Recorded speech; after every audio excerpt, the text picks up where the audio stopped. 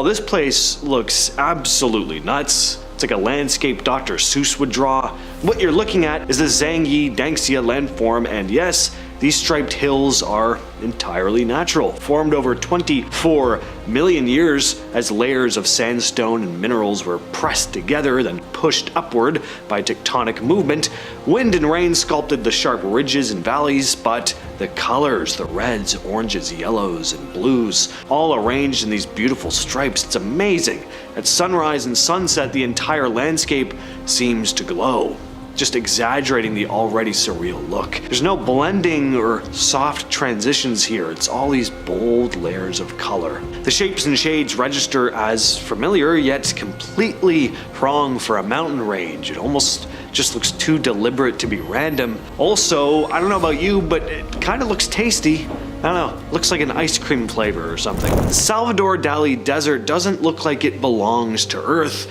Looks like it belongs in a dream. Found in southwestern Bolivia, this barren stretch sits at high altitude, scattered with wind-sculpted rocks that look unlike anything else on the planet. Salvador Dali never actually saw this place, but the comparison makes sense. The formations really do look like the distorted shapes from his paintings. A tree made of stone boulders that lean in impossible balances. The most well-known is the stone tree, a narrow trunk supported by a wide crown, like it was carved to be some sort of modern art piece, only of course it wasn't. The desert is silent, dry, mostly lifeless. There are no animals, no buildings, no sounds except the wind, and that just adds to the surreal atmosphere. This place looks unreal. It's called Pumucale. It looks like it's covered in snow, but it's not. What you're looking at is actually solid white stone. See, over thousands of years, hot springs rich in calcium have flowed down the hillside, leaving behind thick mineral deposits that formed into these terraces. The result is a kind of frozen waterfall with bright white steps in these small pools of pale blue water. It looks cold, but it's actually warm to the touch. That contrast is what makes it so strange to walk through. You're standing in what looks like an icy landscape, but there's no ice, and everything is shaped so neatly it almost feels like it must have been created intentionally. The pools are perfectly spaced, the steps look almost evenly cut, but it's all just water and time.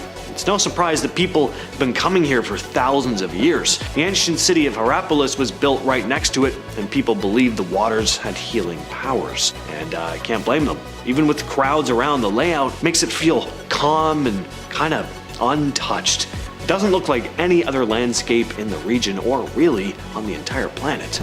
Just off the coast of Zakynthos, Greece, there's something strange sitting on the sea floor. It looks like the remains of a sunken city. There are stone pavements, round columns, big flat slabs arranged in what look like neat rows. Divers first thought they discovered some forgotten ancient port or town, but it turns out it's not actually the case. These shapes were formed by natural gas seeps in the ocean floor. Over time, the minerals hardened into these perfectly round and flat structures that just happened to look like parts of a building. Even with that explanation though, it's hard not to question what you're seeing. The geometry feels too deliberate. The slabs connect at right angles. Some of the circular shapes look exactly like carved bases for columns. There are no walls or statues or tools, but your brain still wants it to be ruins. The water here is so clear and shallow too that you can see the whole formation from up above, which only adds to the effect. Salar de Uyuni is the largest salt flat in the world. People say when you're standing in the middle of it, it barely feels real. Looks to me like one of those Windows desktop backgrounds you'd have in the mid-2000s, and I don't mean that in a bad way. Just this place just looks breathtaking. Like I just hear ambient Brian Eno music when I look at images here. For most of the year, it's this massive stretch of solid, dry salt, totally flat, pure white, almost nothing breaking up the horizon. It looks like the surface of another planet. But when it rains, the whole thing changes. You get this thin layer of water that settles on top, turning the salt flat into this near perfect mirror. Suddenly the sky is reflected on the ground, and there's no clear line between up and down. You can walk across it and see your own reflection moving below you. Along with the clouds, sun, and whatever else is overhead, it honestly looks like heaven on earth. And that mirror effect is so precise that satellite agencies sometimes use it to calibrate their instruments. But for anyone visiting with no visible landmarks, it's hard to judge distance.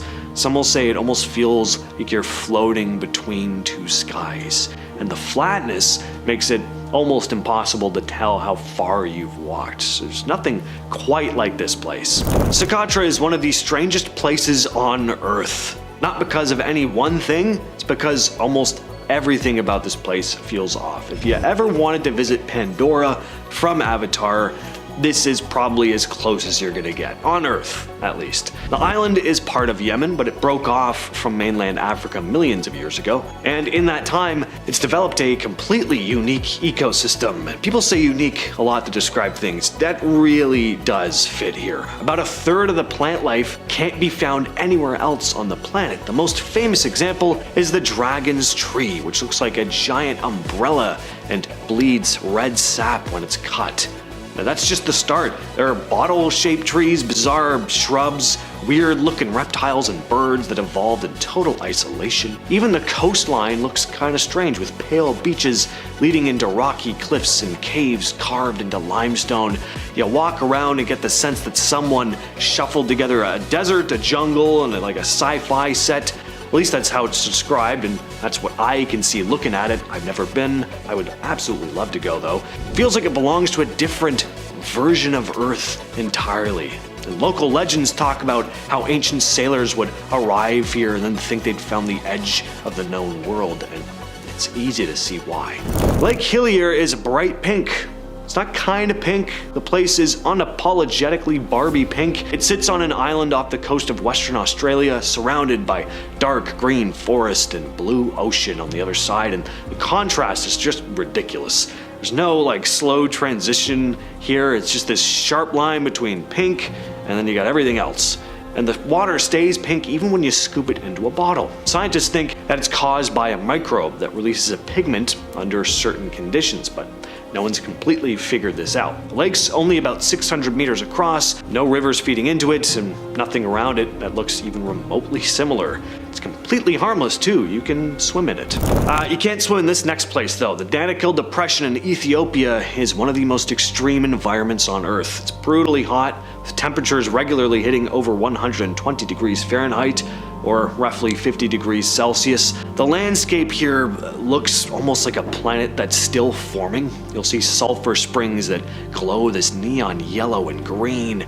Bubbling and steaming acidic pools are everywhere, and salt flats are cracked into these sharp, jagged patterns. As you can probably imagine, the air smells like sulfur and salt, and there's almost no plant or animal life except for tiny organisms. Some scientists actually come here to study how early Earth might have looked. Others use it as a stand-in for what alien life might deal with, on other planets. Because nothing about this place looks stable. The ground is always hissing and smoking, and it feels like it could change shape overnight. I kinda imagine it smells like farts, but you'd have to tell me if you've ever been. Flag Geyser in Nevada wasn't supposed to exist. In the 1960s, a geothermal company drilled into the ground looking for energy, and then they accidentally tapped into a pressurized spring. They capped it, but the seal didn't hold. Hot, mineral-rich water started pouring out, and it just never stopped. Over time, those minerals built up into this mound, and algae took over, turning the geyser into this multicolored thing that you're looking at now. Multiple sprouts constantly spraying out hot water. I mean, this thing is indescribable. First of all, look at the colors, the reds, greens, and yellows. It's shaped like something you'd see in a coral reef. It's not huge, maybe about 12 feet tall, but it sticks out like crazy in the middle of this dry, flat desert. Looks like it was grown in a lab. Something went wrong. Unfortunately, it's on private land, and it's not generally open to the public, so most people only see it in photos, but it's very real, and it's still changing. So if hippie tie-dye somehow became a place, it would have to be the Grand Prismatic Spring in Yellowstone. This is the largest hot spring in the United States, and easily one of the most colorful. From above, it looks like this giant, trippy eye. Deep blue in the center, then rings of green, yellow, orange, and red. moving outward. Each band is filled with different types of microbes, each one thriving in a specific temperature. The center is near boiling, crystal clear, but as the water cools near the edges, different microbes take over and change the color. The air is full of steam here, and that constant haze makes the whole thing almost look like it's glowing or breathing. You can't get too close, there's a boardwalk that keeps you at a safe distance, but even from there, it just doesn't look like it should be real. You're staring at a pool that's basically a living chemical reaction, all laid out in these perfect rings. Looks pretty incredible. When James Leininger was just 2 years old, he started having violent nightmares about crashing in a plane. He'd wake up screaming about being stuck in a fire or yelling things like airplane crash and the little man can't get out. During the day, he started naming aircraft parts most toddlers wouldn't know existed, things like drop tanks and Corsairs. He also kept saying he'd flown off a ship called the Natoma and that his name had been James. His parents eventually looked into it and discovered the USS Natoma Bay was a real World War II aircraft carrier. They found a pilot on its roster named James Huston Jr. who died in combat. The plane was shot down and exploded. James the toddler also named another pilot from that crew who was still alive at the time, and when they met, the child recognized him instantly. On top of that, James could recall specific events and details of battles that matched Navy records. His parents had never really talked to him about this stuff at home, and none of it was in any children's books. As he got older, the memories started to fade, but for a while, it seemed like this kid was actually remembering a past life. At 4 years old, Shanti Devi in India started insisting that she had another family in a different town. She told her parents she wasn't really their daughter, that her real name was Lugdi Devi, and she'd lived in Mathura, about 75 miles away. She said she died giving birth to a son and gave the full name of her husband, the town he lived in, what he looked like, and even the layout of their house. At first, everyone thought she was just making things up, but when they actually looked into it, her descriptions lined up. A man named Kedar Nath lived in Mathura, had a wife named Lugdi who died during childbirth, and had a son. When Shanti met him, she instantly recognized him and greeted him like she knew him. She also correctly pointed out places and people in towns she'd supposedly never seen. Word got around and the case became so well known that a commission was set up by order of Gandhi himself. They interviewed witnesses, retraced her claims, and found that almost everything she said had a real-world match. Cameron McCulley was a regular kid growing up in Glasgow, until around age 5 when he started talking non-stop about a place called the Isle of Barra. He claimed he used to live there in a white house by the sea with a black and white dog and a family that he really missed. He talked about planes landing on the beach, his old dad named Shane Robertson, and how his old life had ended when he, quote, fell through. His parents had never even mentioned Barra before, but Cameron was convinced. Eventually they took him to the island, and it turned out there really was a white house by the sea, just like he described. But I mean, whatever, right? A white house, it's not like there aren't any other white houses in the world. Well, this one belonged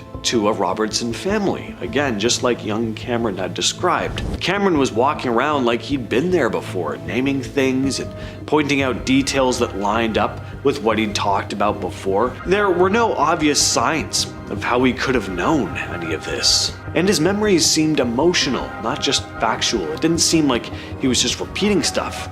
It was as if he was genuinely grieving a life he'd left behind. In 1987, a little girl named Purnima Akanayak was born in Bakumana, Sri Lanka. She was like most kids, except for the fact that she kept talking about being crushed by a heap of iron. She'd also always tell her mother things like people who drive over others are bad, which is of course true, but it was odd that she seemed particularly focused on that specific thing, driving over someone. And when her mom got upset about a car accident that had happened one day, Purnima calmly told her not to worry because she had also died in a crash. She said a big vehicle hit her and she never made it to the hospital. Things got weirder when she started saying she used to make incense, and that her name had used to be Jinadasa. She also described 2 types of incense, how she made them, and how she used to walk around with her hands behind her back, supervising workers. She also claimed she lived across the river from a temple, which was over 140 miles away from her actual home. When her family finally took her there, she started pointing out familiar places and recognized people by name. And man she used to be, who'd died in a car accident, he was real. His name was Janadasa Pereira, and he died in 1985, 2 years before Purnima was born, when a bus ran him over while he was selling incense on his bike. And to top it off, she had a birthmark exactly where Pereira's chest had been crushed.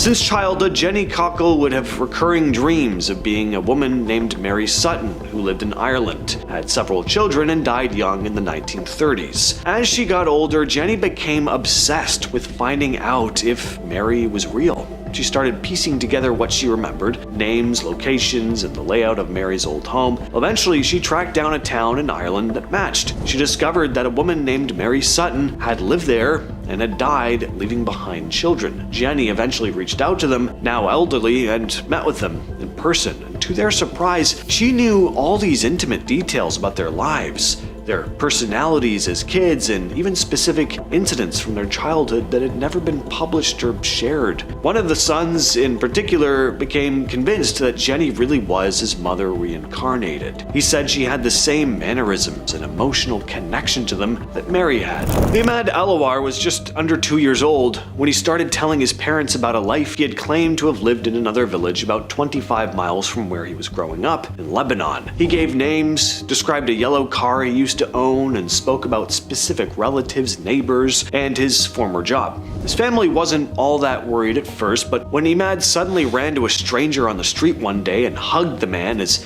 if he recognized him, and it turned out this person was actually from the town Imad had claimed he'd lived in his past life, well, this intrigued his parents. Eventually, they contacted Dr. Ian Stevenson, a psychiatrist who'd been studying cases of past life memories. Stevenson documented that Imad made 47 specific statements about his supposed past life. When Stevenson and the Elawar family visited the town, it turned out that 44 of those 47 statements matched up with the real-life story of a man named Ibrahim Bouncy, who died 5 years before Imad was born. Another important detail is that the child Imad would often talk about how thankful he was for being able to walk. Well, Ibrahim died around the age of 25 after spending a year in a sanatorium. He had tuberculosis and was confined to a bed during the final part of his life. Barbro Karlin was a Swedish writer and poet. When she was just 2 years old, though, she started telling her parents that she was Anne Frank. Her family wasn't religious,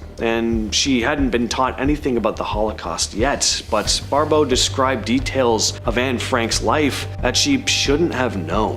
What the secret annex looked like, how the rooms were arranged, and the names of the people who'd lived there. When her parents finally took her to Amsterdam at age 10, she led them straight to the building without a map or a guide. Once inside, she pointed out changes that had been made to the house since she had lived there. She also seemed terrified of men in uniforms, even if they were just policemen on the street. Barbro went on to become a well-known writer and stood by her memories well into adulthood. She said she remembered parts of her death, the fear of being taken, and a sense of injustice that followed her for years. Seme Tetsumus was born with a misshapen right ear, which his parents chalked up to a birth defect, but when he started talking, he claimed it was from being shot in the head in a past life. He'd said he'd been a man named Salim Fasli, a farmer from another village who'd been killed while working in his fields. He recognized people Salim had known, including his widow, and called her by name. He also gave names of Salim's kids and talked about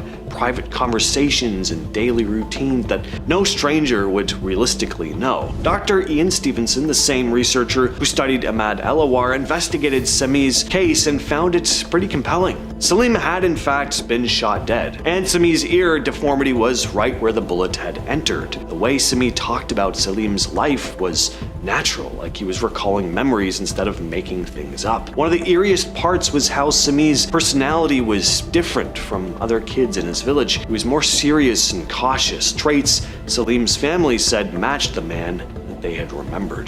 Chennai Chumale Wong was born in Thailand in 1967. When he was just 3 years old, he started saying he used to be a school teacher named Bua Kai.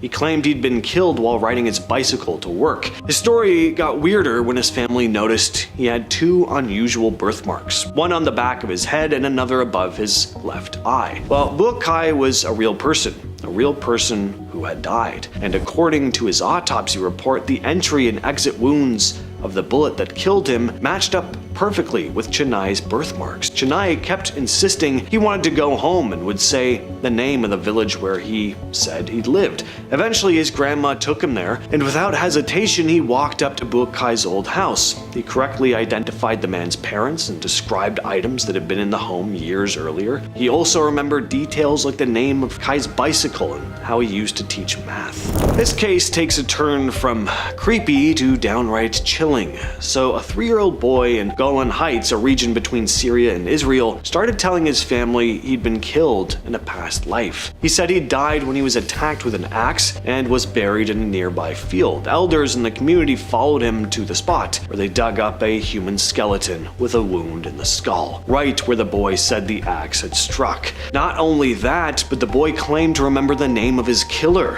When they confronted the man, he allegedly confessed. The whole thing was documented by Dr. Eli Lash, a respected physician known for his public health work. He said the boy's memories were disturbingly detailed, right down to the type of axe used. Former police officer David Paulides has been collecting these cases under what he calls Missing 411. He specifically filters out incidents with logical explanations so that what's left are stories that truly don't make sense. In some reports, tracking dogs have refused to follow the scent or get visibly spooked. Clocks act strangely, storms roll in out of nowhere, and in a few extreme examples, the person claims they were watched or lured by something they couldn't quite explain. One theory is that these people aren't just getting lost, they're slipping through cracks in reality.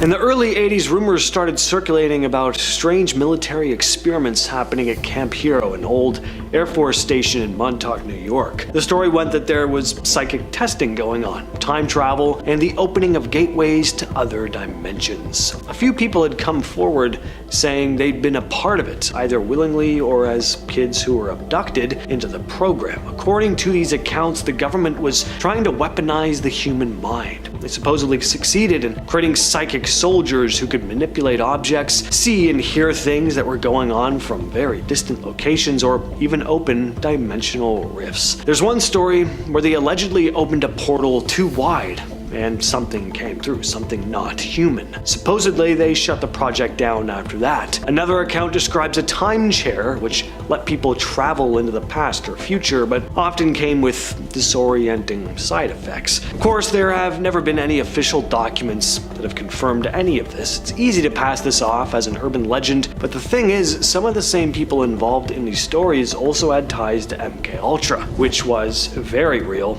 and proven. So that's kind of given the Montauk Project a little more validity to some. As always though, what do you think? This next one goes back to 1943, in the middle of World War II. The story is that US Navy tried to make a ship invisible to radar at the Philadelphia Naval Shipyard. The ship was the USS Eldridge, but according to people who claim to have witnessed it, something much stranger happened. That's putting it lightly. Something cosmically horrific happened. They say the ship vanished completely and then reappeared hundreds of miles away in Norfolk, Virginia, and when it came back, the crew was not well. First off, there were a ton of them missing, and many who had shown back up with the ship were quite literally with the ship. They'd fused into the metal. The lucky ones just went insane, claiming to have seen something on the other side. The Navy has always denied that anything like this happened, but the story came to light through a man named Carl Allen, who sent letters detailing the events later. Of course, he was written off for being unstable, but the story took off anyway. There's even an X-Files episode about this one. To be fair, X-Files goes in some incredibly weird directions, so this is in no way adding validity to the story, but it does go to show just how much the Philadelphia experiment, as it came to be called, was talked about. What's interesting about this story is how specific it is, too. It doesn't really feel like your typical urban legend. It sounds more like someone trying to explain something that they don't fully understand. Who knows, maybe something strange really did happen that day. Maybe there really was an experiment that caused a breach in the fabric of reality. In the small town of Taos, New Mexico, people have been hearing a strange sound since the early 90s, a low-frequency hum, like a distant engine running, a hum that never seems to go away. Not everyone hears it, but for those who do, it's constant. Where does it come from? Well, that's the mystery. But the people who hear it report headaches, insomnia, and just overall dread, like something's just off. The government has sent scientists to investigate. They've recorded the environment, tested the soil, the air, everything, but they couldn't find what was actually causing it. The hum isn't picked up by microphones or equipment, so it's basically impossible to study. It's almost like it's happening inside the victims' bodies, which is about as terrifying as it sounds, no pun intended. Now, there are theories as to what this could be. Electromagnetic interference, underground drilling, some sort of secret military technology, but is it possible people are hearing something even stranger than that? Like an echo from another dimension? Maybe the hum isn't a sound at all, but more of a frequency from another place, something leaking in. Just a thought. This story popped up on Reddit a couple years back from a user who deleted their account shortly after posting. Here's what they wrote. I've lived in the same apartment for about 4 years. It's nothing fancy, 1 bedroom, open kitchen, small balcony, but about 2 weeks ago I came home from work and noticed something weird. The door handle felt different, like it was just slightly lower than I remembered. Same style, same lock, just off. When I walked in, everything looked normal at first, but my keys were in a different bowl than I usually leave them. I thought maybe I was just tired, but then I noticed my bookshelf. There were 2 books on it that I don't own. One of them was a collection of short stories by Ray Bradbury that I'd been meaning to buy but hadn't yet. The other was a guidebook for a city I've never been to. I asked my girlfriend if she bought them over. She said no. I called my landlord just to be sure no one had entered while I was at work. He checked. Nothing. Since then, a few other tiny things have changed. A painting in the hallway is an inch higher. My phone background changed to a photo I don't remember taking. I know how this sounds, but it feels like I came back to a version of my life that's almost the same, just not quite. Guys, I can't speak to the validity of stories like this on Reddit. If you are experiencing things like this, go to a doctor. Just, some advice. In December of 1900, 3 lighthouse keepers stationed on the remote Flannan Isles off the coast of Scotland vanished without a trace. When a relief crew arrived after a storm had delayed them, they found the lighthouse empty. Everything inside was undisturbed. Clocks had stopped, meals were left on the table, and one of the men's coats was still hanging on a hook. The only clue was a logbook entry mentioning a violent storm, but the weather had actually been pretty calm the day they supposedly wrote it. No bodies were ever found. The official explanation is that a massive wave may have swept them out to sea, but that doesn't add up. Why were there no signs of struggle, no debris, nothing washed up? It was like they just stepped off the island and vanished.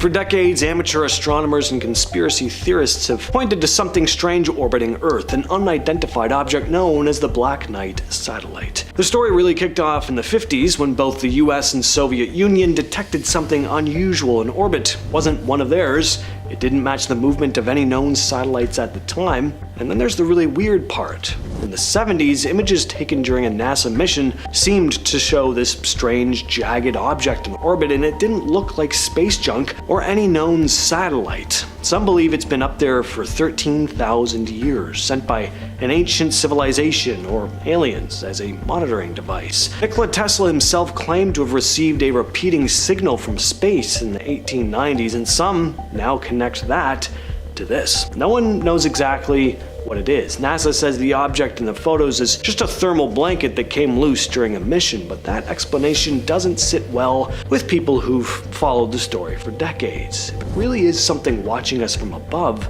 then who or what put it there, and how long have they been watching?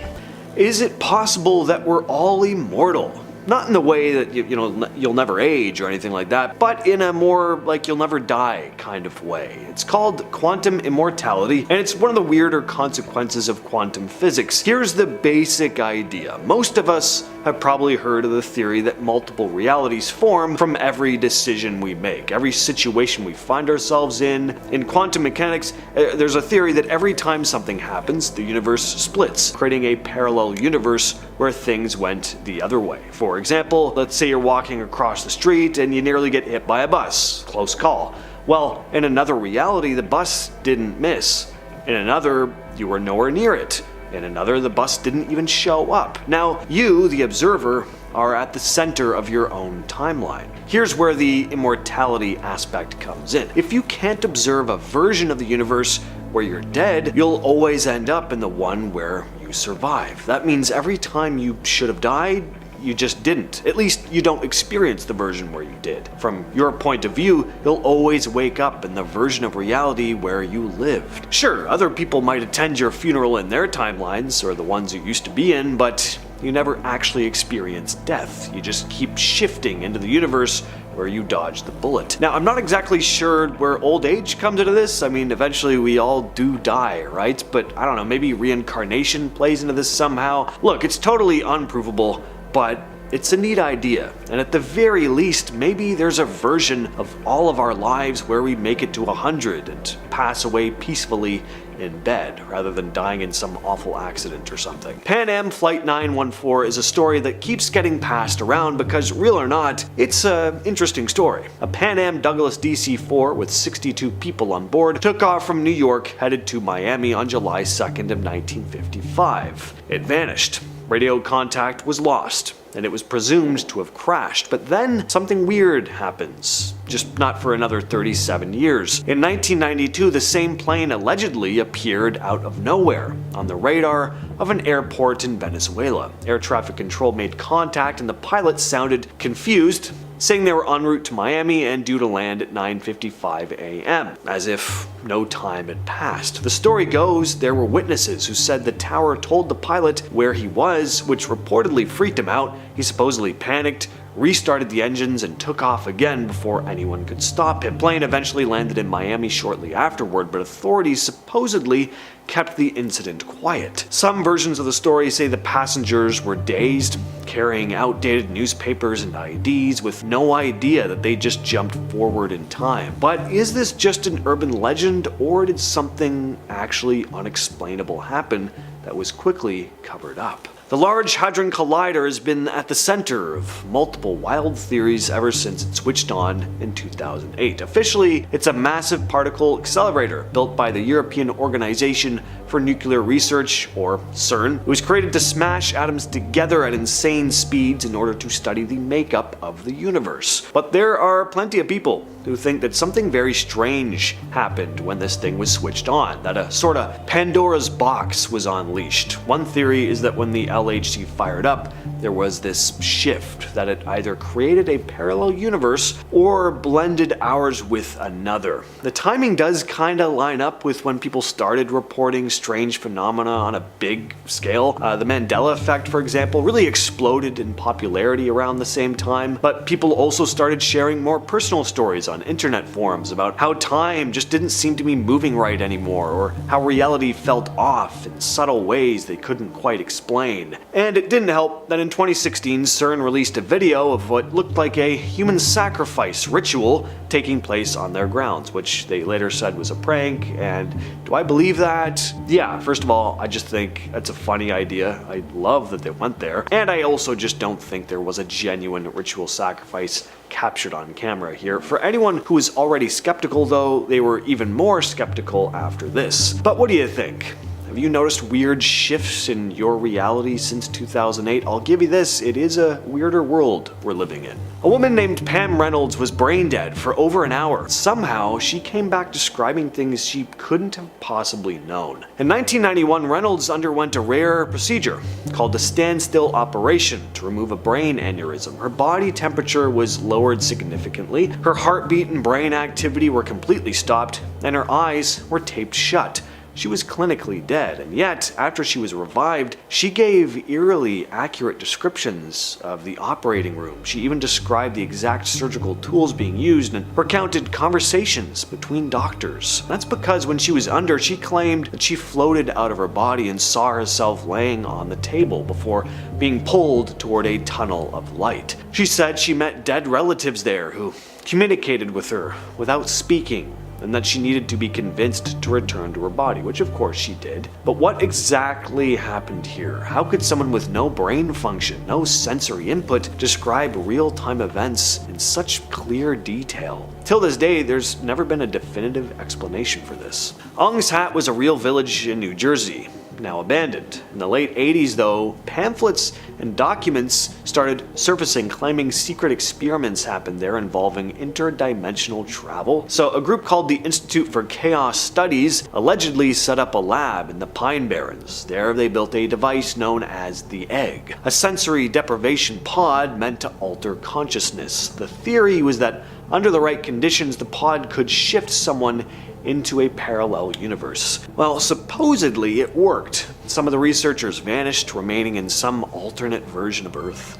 These so-called documents circulated in zines and early internet forums. Nowadays, this is mostly seen as a hoax, and I'm sure a lot of people also saw it that way back then, but some still insist there was something strange actually going on here, that maybe, at the very least, the story was some sort of cover-up for actual experiments with, fictional elements used to discredit anything and distract people from anything disturbing that was actually happening. I don't know, what do you guys think of this one? Bold Street has become a rather infamous area in Liverpool, where dozens of people have claimed to experience time slips. One story goes that a young woman named Imogen had gone shopping for some things for her sister's new baby. As she walked toward the corner of Lord Street in Whitechapel, she was excited to see a new mother care store that she hadn't noticed before. Inside, she browsed through items like baby cardigans and bibs, surprised at how cheap everything was. When she went to pay with her credit card at the front, the cashier looked confused and called the manager over. The manager turned and told Imogen that they didn't accept credit cards, only cash. Since she had none on her, Imogen left empty-handed, but when she told her mother what happened, her mom looked stunned. The mother care store had closed years ago, and the spot was now a bank, the very bank her mom used. And that's not the only weird story to come out of Bold Street. In 2006, a young man named Sean was caught shoplifting in Liverpool. While fleeing down Hanover Street, he turned into Brooks Alley, a dead end. As he caught his breath, he suddenly felt strange, like the air had thickened. He basically just waited for the security guard to follow, but no one came. Confused, Sean stepped back out into Hanover Street and instantly knew something was wrong. The street looked older. The cars were vintage. Roadworks he'd seen earlier were gone. People walked by in these outdated clothes, and there were traffic lights where there shouldn't be any. Sean pulled out his phone. There was no signal. He rushed towards Bold Street and spotted a newspaper stand. The date on the paper was May 18th, 1967. Terrified, Sean ran to a jewelry store where he pulled out his phone again, and this time it worked. Just like that, he was back in the present. Later, when he told his story to the local press, he repeated it in the exact same way every time, and while people assumed he made it up to dodge shoplifting charges, the newspaper followed up, and not only did they find his account consistent, but all the historical details he described, down to the clothes, the street layout, businesses, they were accurate for Liverpool in 1967. Even the security guard kinda backed it up. He said when he chased Sean into Brooks Alley, the kid had simply vanished. On November 9th of 1986, Spanish industrial expert Pedro Olivia Ramirez was driving from Seville to Alcalá del Guadera late at night. He knew the road well, but suddenly, after a curve, everything changed. The road widened into 3 massive lanes in each direction, surrounded by tall, strange buildings that he didn't recognize. On one side were huge glowing industrial buildings, on the other were these towering apartment buildings with 20 floors or so. None of it made sense, and things just got weirder from there. Pedro started to feel a wave of heat inside his car, along with strange voices, almost like a distant choir. One voice told him he'd been transported to another country or possibly another planet. by extraterrestrials.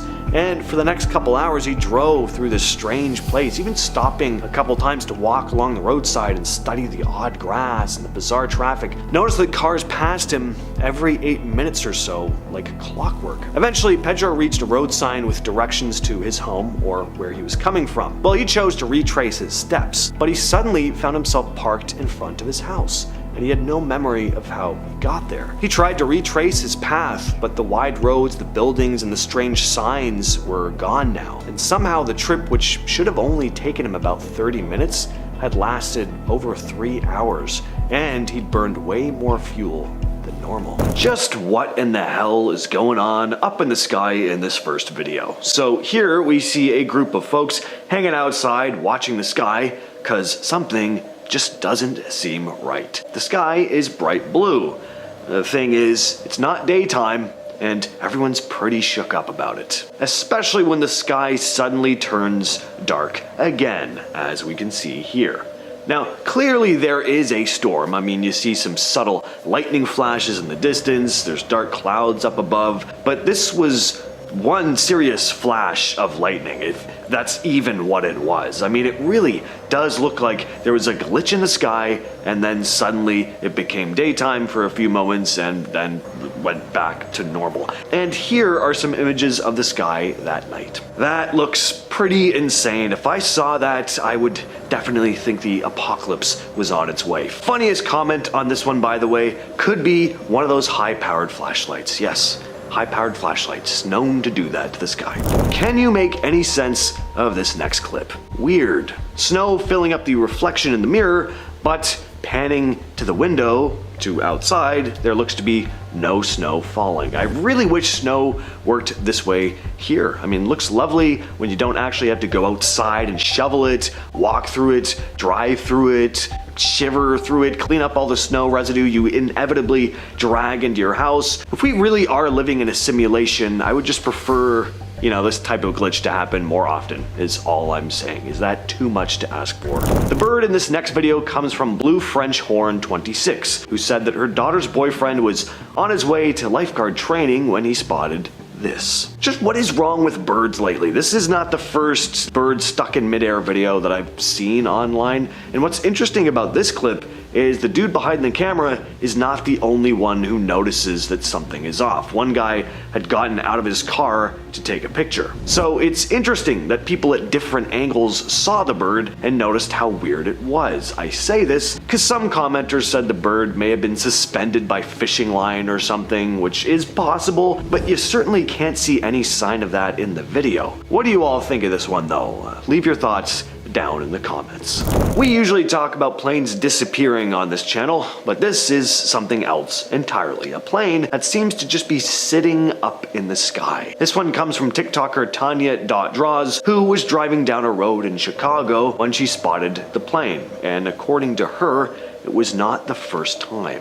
What's crazy about this one is how low the plane is. I've seen other videos where people bug out about a plane seemingly frozen in the sky, but the plane is usually way higher up in the air. Easy for optical illusions to happen in that case, and while this could be an optical illusion too, it is just interesting to me how close this plane is. I mean, we get a nice, clear view here. Anyway, regardless of the explanation, I mean, it just looks super weird. This next video got a lot of people talking about a year back. So a man named Eddie from Fresno, California, going by Break and Pop on TikTok, posted a video showing the reflection of this orange Corvette C8 in the window of a strip mall. The thing is, no one can find the actual car in the parking lot. Eddie pans the camera across the lot multiple times, repeatedly asking, "Where is this car? I seriously don't see the car anywhere." This one went viral. Hundreds of commenters trying to make sense of what they were seeing. Eddie even included the text "glitch in the matrix" and asked in the caption if anyone could explain what was going on. Some said it was proof that we're living in a simulated world. Some eagle-eyed commenters also pointed out some other strange details about the video, like 2 mannequins on a bench and this weird bird bath sign that led one user to joke, "Do birds even read?" Seemed like there was just a lot of odd stuff about this parking lot. So this next one is pretty creepy. A TikToker named Laughter Awaits posted this clip of a woman seemingly frozen in place. And the pair behind the camera are understandably totally dumbfounded by what they're seeing. Not only is this woman standing perfectly still, but her legs are crossed. I mean, like, how do you stand in this? I mean, I know you can't see me, but just imagine I'm crossing your legs, if you will. This video also goes on for over a minute, and she would have been standing like that before they started recording. Whoever this person is, she would be amazing at red light, green light, but all of a sudden, she just unfreezes and continues to walk like nothing happened. Very strange. Imagine seeing that at night though. You just look outside your bedroom window and she's there, just mid-stride, frozen in place. Those blinds would be getting closed. This next video comes from Lynn's No Hands, who wrote in the caption, "Why are all the same cars parked in this empty townhome neighborhood?" Very good question, Linz. Let's take a look. So, yep, as the caption says, it's all the same car, different colors, sure, but same type. And they're all backed into the driveways. None are facing the other way. Pretty weird stuff. And I don't know about you, but whenever I'm driving past neighborhoods like this, I do get a weird feeling anyway. It's just, a series of boring houses, all identical, just repeating over and over and over again. This, of course, takes it to a whole other level though. I mean, I don't know, like, did someone just buy this entire neighborhood and then turn it into a car dealership? Your guess is as good as mine.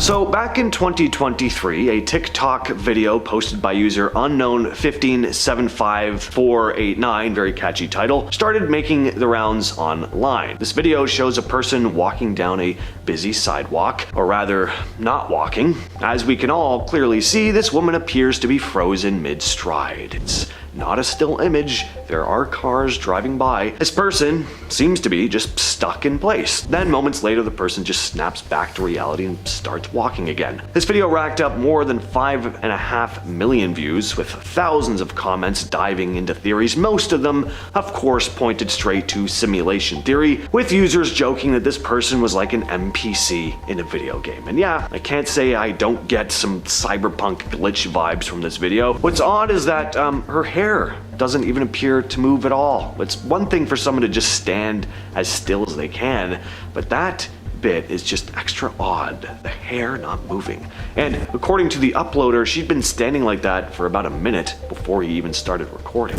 So did this fish just learn to swim in midair? This video comes from TikToker Ruben.v.irs, and yeah, I do not know what the hell is happening here. So we watch as the water drains from the tank, but this fish doesn't go down with the water. It just stays at the exact level it was before, swimming around in the tank, just not with water around its body. Some of these things are really hard to describe in words, and here it is from another angle. And here, you'll notice that there are other fish in the tank, and they float down with the water as it drops further and further down the tank, because, that's just how gravity works. But this one fish zips from the bottom of the tank to the top, where there's nothing but empty space. Pretty cool video. Just what in the fork is this? Posted by Nico Too Swift. He and his siblings watch as this fork does what no fork has done before. I sat down for a while trying to form the words to describe what I'm looking at, but I just gave up. I mean, you can see what's happening. Now, not only is this very weird, but reading the text, this was all filmed at his brother's place, which, according to him, was haunted. So apparently this was not the only strange thing they'd experienced at this house. I used to watch this video all the time growing up. It's one of my favorites. So in this classic piece of police dashcam footage, Officer Wayne Daniels is caught in a chase with this white car. The vehicle is weaving through traffic, making all these freaky, sporadic maneuvers, almost like the car itself is possessed. But aside from that, it's a pretty standard car chase until the vehicle makes a hard left and drives straight through a fence. Yes, through it. All Officer Wayne Daniels can do now is just watch as the vehicle he was pursuing fades into the distance beyond the intact fence right in front of him. Spooky stuff. Next is another strange car video. This one comes out of Russia. So this vehicle goes to make a left-hand turn, and as it moves into the intersection, suddenly this random car just appears, cutting them off, nearly causing a collision. Now, on one hand, you have all the strange theories. Is it a ghost car? Did the vehicle just suddenly spawn out of a parallel reality? On the other hand, this driver could have just roared into the intersection so fast they weren't on camera until they just seemed to show up, and that is just reckless driving. And honestly, I think that freaks me out way more than some mysterious phantom car appearing out of nowhere. Well, if there's anything that looks like it materialized out of a parallel reality, it's this thing. This has become a pretty famous photograph in the UFO/UAP community. It's called the Calvin photo. It was actually hidden for decades. Some people say it's one of the clearest UFO images ever taken. The story goes that back in 1990, two hotel chefs were out on a casual hike in the Scottish Highlands near a place called Calvin. They were just out for some fresh air, nice view, and then boom, they spot this massive diamond-shaped object just hovering in the sky. That's when they managed to snap their picture. A real sharp picture as well. They send it to a newspaper, but instead of publishing it, the paper passes it straight to the Ministry of Defense, and then the photo just disappears for over 30 years. Well, in 2022, a journalist named David Clark finally drags it out of hiding. Turns out a former Royal Air Force press officer had a copy stashed away this whole time. Clark gets a photo expert to analyze it, and guess what? There's no signs of tampering to the image. It is legit. So, what is this thing? Well, Clark thinks it's a real UFO. Not necessarily alien maybe, but definitely something unidentified. What you're looking at here is footage of what's been referred to as the Hasdalen lights in Norway. These things have been showing up since the 1930s, and no one's been able to fully explain what they are. It's these weird glowing orbs or flashes of light. They're seen floating or zooming around a valley. Sometimes they hover in one spot, other times they move around, fast or slow. They've been seen at night, in the daytime, and they've stuck around anywhere from a few minutes to several hours. Scientists have actually tried to study them too. There's been legit research, long-term observation. People have tried to explain it with stuff like ionizing gas clouds, rare atmospheric conditions, or reflections from aircraft lights, you know, all the standard science guesses, but none of them have ever definitively solve the mystery. Just what exactly is going on here? Well, it's called ball lightning. It's a rare, unexplained phenomenon, a glowing orb of electricity that floats around during a thunderstorm. Sometimes ball lightning will stick around for several seconds, even up to a minute. People have described it as anything from the size of a golf ball to a basketball, sometimes bright white, other times glowing blue or orange. It's weird, it's unpredictable, and it doesn't follow any of the normal rules. The craziest part is scientists still don't really know how it works. There are a bunch of theories floating around. Maybe it's plasma, maybe it's some kind of gas reacting with electrical charges, maybe it's something else entirely. No one's ever been able to make it happen in a lab. It just shows up randomly and then it's gone. That's probably why there are stories of ball lightning flying through closed windows or even damaging people's homes. It's like it just phases in from somewhere else and then disappears again like nothing ever happened. So yeah, could it be some rare natural thing we just don't get yet? Yeah, sure. Or maybe it's not just electricity at all. Maybe it's something slipping in from another dimension for a few seconds before vanishing back to wherever it came from. Did this TikToker briefly switch realities or experience a glitch in the Matrix? Jade Gonzalez, or as she goes by on TikTok, KDaddy777_2, she shared some security footage taken at the restaurant she works at. She'd been cutting lemons when something very strange happened. Take a look. So she slices through this lemon twice, once in half, and then she cuts through one of the halves. She goes to put the cut half in a bag, and then she's like, what? She inspects it for a little bit, only to realize it's not cut anymore, so she ends up having to recut it. Now, is it possible she just didn't slice all the way through the lemon? Yeah, but it didn't appear to be cut at all, at least according to her. Now, it looks to me like she sliced through that sucker. I mean, I see the separation, but then somehow it supposedly forms back together. Interestingly, some commenters mention a yellowish flash appearing around the lemon. One guy said, okay, with the brightness all the way up and my face an inch from my screen, I see two clear halves and a yellow-white flash, and it's suddenly whole again. I don't know, guys, we may have an interdimensional glitch lemon on our hands. This is Brady Feigl, and this is a guy named Brady Feigl. No, I did not just show two pictures of the same guy. Are they twins? Well, not technically. Are they brothers? Nope. Are they related at all? No. They're just two very similar looking men who happen to be named Brady Feigl, played minor league baseball around the same time, have an identical height of 6'4", and they each share exactly 53% Germanic ancestry. I mean, you know, just some minor coincidences. You know what I'm gonna say now? The fact that these two exist so closely to each other as well, it just feels like a glitch. I mean, if we really are living in a simulation, then this is a very clear case of someone running things who just got lazy and just copied and pasted these two guys with some very slight tweaks. And before, you know, any know-it-alls in the comments are like, they don't look like twins, just stop, all right? They do, unequivocally. Identical twins? Maybe not. There are some clear differences in their faces, but they do look like they could be fraternal twins. Just admit it. So it's late at night and a trucker in Mexico is hauling cargo to Monterrey. Nothing weird, it's just another long drive until the company supervisor checks the truck's remote camera and sees something that makes his skin crawl.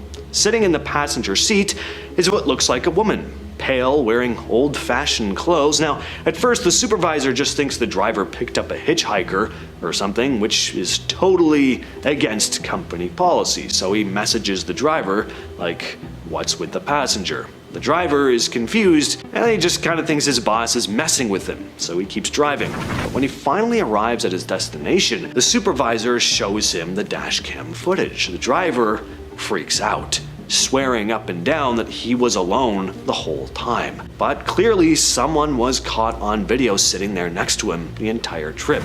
Now, it'd be one thing if it was a woman in modern clothes sitting there chatting with the driver, but this wasn't really the case here. Something just seems off about this woman. A ghost? A weird glitch in the Matrix? Either way, you ask the driver and he'd probably tell you it was the creepiest thing he'd ever experienced on the road. What would you do if you were strolling through the park and came across this? 4 black cats, each one chilling on a separate bench.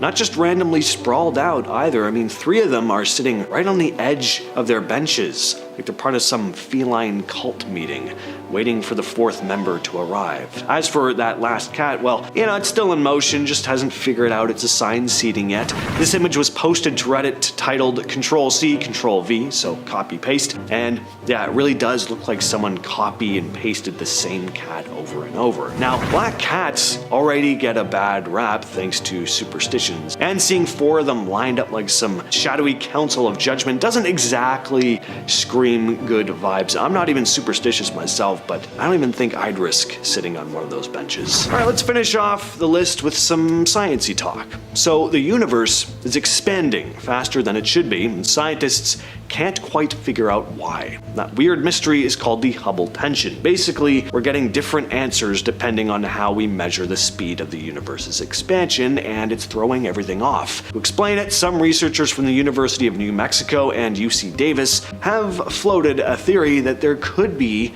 a mirror world. Yes, a full-blown parallel universe made up of what are called shadow particles. Exact copies of the ones in our universe, but invisible, and only detectable through gravity.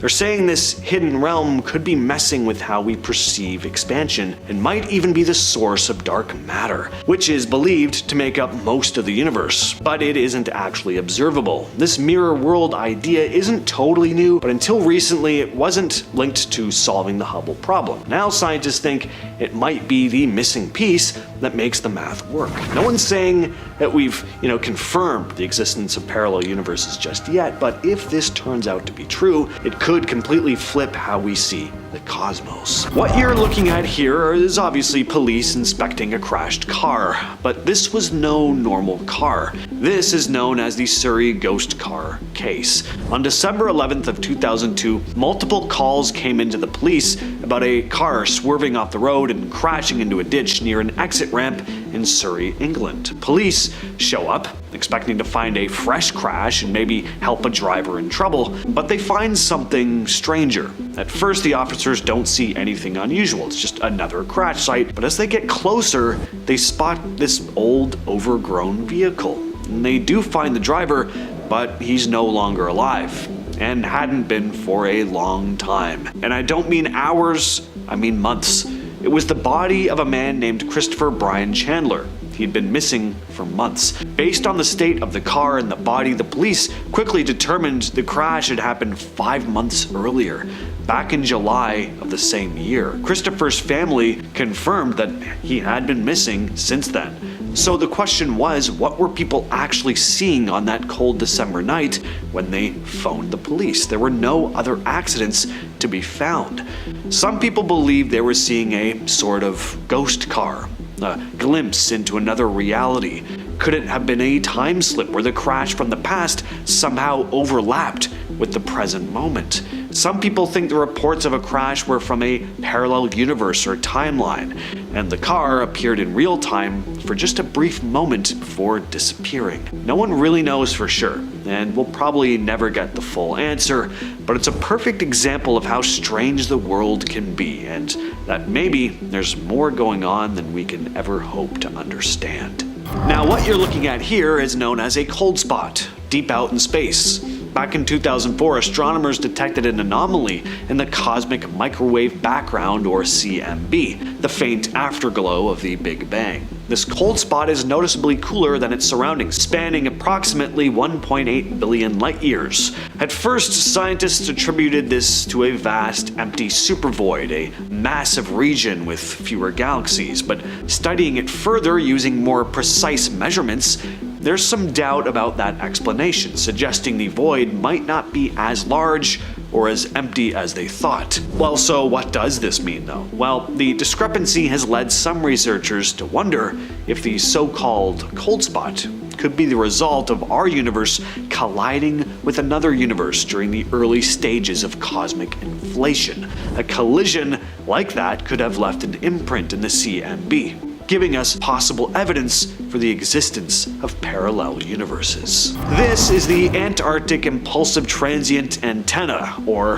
ANITA for short. It's a NASA-funded experiment designed to detect high-energy cosmic neutrinos by capturing radio waves emitted when these particles interact with the Antarctic ice sheet.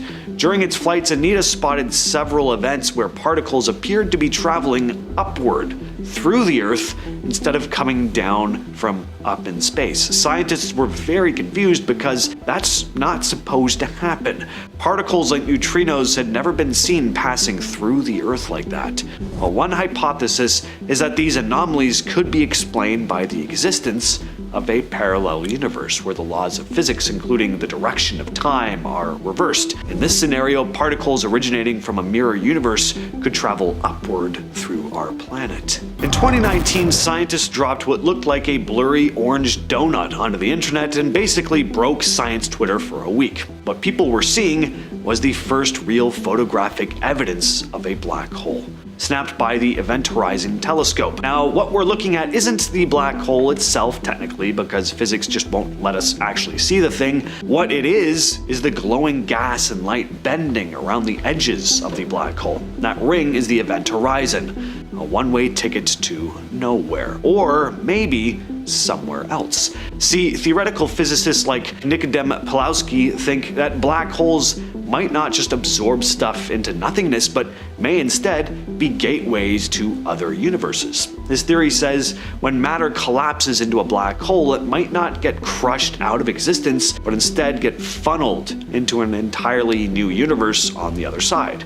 Like, imagine every black hole being the Big Bang for a different reality. It's all based on some deep theoretical physics. No one can prove it yet, but it does fit in with the idea about multiverses and bouncing universes instead of just one big beginning. So yeah, maybe this blurry space donut isn't just a hole, maybe it's a door.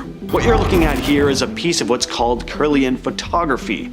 Back in the late 1930s, a guy named Simon Kirlian figured out that if you zap something with a high voltage current and take a picture of it, you get these weird glowing outlines around the object. Plants, apples, people's fingers, suddenly they all looked like they had some kind of electric aura around them. It was like photographing a life energy, or maybe something from some other reality bleeding into ours. Now, people still argue about what this actually shows. Some say it's just moisture or static or whatever. Cool, noted. But we're here to talk about the weird and unexplained. So others think this glow is something deeper, a glimpse into another layer of existence, something we can't see with our eyes, but might be there all the time, kind of like the Force. Some even claim these energy fields shift with your mood or health, and if you believe the more far-out theories, you're literally watching energy from another dimension react in real time. No one's ever managed to fully explain it, but the fact that a basic electrical rig might be snapping pics of alternate layers of reality, that's the kind of stuff that does keep you up at 3 a.m. scrolling deeper and deeper into the weirder parts of the internet. Back in 2007, a security camera at the courthouse in Santa Fe caught something weird early in the morning around 7 a.m. On the footage, there's this glowing white thing, kind of round, kind of shapeless too, just drifting across the frame. It wasn't fast or anything, just sort of floating there. People online immediately started calling it a ghost. Obviously, I mean, what else are people gonna say? Well, some said it looked more like something out of phase with reality, like we were seeing a bleed through from somewhere else entirely. The way it moves doesn't look like a reflection or a glitch. It looks like it's there, just not in the way anything else usually is. Of course, the official explanation was that it was a bug walking across the lens, and sure, it could be that, but what do you think? Does it really look like a bug? People in different parts of the world have filmed what looks like two suns in the sky at the same time. One bright sun and then a second one that looks slightly smaller but still glowing like a legit celestial body. Naturally, a lot of people are pretty confused about this. Some folks say it's just a lens flare. Others say that nope, that was actually in the sky. So scientists have looked into it, like Jim Kaler, an astronomer from the University of Illinois, who says it's probably some kind of atmospheric optical illusion, light bending in weird ways because of moisture or temperature layers in the air, but even he is not 100% sure what the hell's going on. Mirages usually stack vertically, like one image above the other. This double sun thing is side by side, which makes a little less sense, so no one knows exactly what causes it. Grant Perry, another scientist, flat out said this is not a common optical phenomenon. So yeah, maybe it's just a weird trick of the light, or maybe we're seeing something that we can't even begin to comprehend. So this one is pretty wild. There's a CCTV clip that's become pretty well known for how downright bizarre it is. A guy is walking down the street at night. A second man enters the frame in front of him, at which point the first guy does something super weird. The guy in the back taps the dude in the front on the shoulder right as a car whizzes by and a metal object swings out as the guy in front is about to get swatted with it. If it weren't for the tap, he would have been hit, no question. The guy who does the tapping seems completely unfazed though. He's not panicking, he doesn't even look back to check if the car's about to hit him. How did he know what was about to happen? It's also strange because he doesn't even say anything. Doesn't stick around to be like, oh damn, wasn't that nuts? It's almost like he knew exactly what was going to happen and was just doing his part to stop it. And then he's out. Naturally, the internet lost its mind with theories. The most popular one, the guy giving the warning is a time traveler. Maybe he's from the future, maybe a version of the guy in front of him from a different reality, trying to make sure his past self doesn't die in a freak accident. Could this be a huge coincidence? Maybe, but maybe not. So this is some straight up NPC behavior, except in real life. So a guy in Omsk, Russia wakes up one morning and can't find his flock of sheep. Usually he expects to find them right where he left them, but not today. He goes out looking for them and to his surprise finds the entire flock of sheep standing on top of a roof. Now there's no obvious way for these sheep to get up there, no secret sheep elevator that we know of anyway. The man assumed they'd somehow gotten spooked by something and just climbed up the roof. How the hell do a bunch of sheep get up there without making a noise or causing a ruckus. It's like they just teleported to the top, like an NPC glitch in a video game randomly appearing on a roof. Next we have space orcs. Orcs standing for odd radio circles. So what are these? Well, they're actually what the name suggests, massive circular blobs in space that show up in radio telescope images. And no one really knows what they are. They were first discovered in 2020 when astronomers were mapping the sky using Australia's ASCAP radio telescope. These huge rings appeared out of nowhere, perfectly circular, massive in size, and didn't match anything scientists had seen before. They aren't galaxies, stars, supernova remnants, or anything that usually pops up in space surveys. Some scientists think they might be the result of huge explosions or collisions far, far away, cosmic shockwaves that left behind radio footprints we're just now seeing. But others think they could have something to do with galaxies which have active black holes at their centers. And then there's the more exciting possibility that orcs might be a sign of something completely new, some sort of phenomenon we just don't have a name for yet. Point is, for as much as we think we know, the world is a highly mysterious place.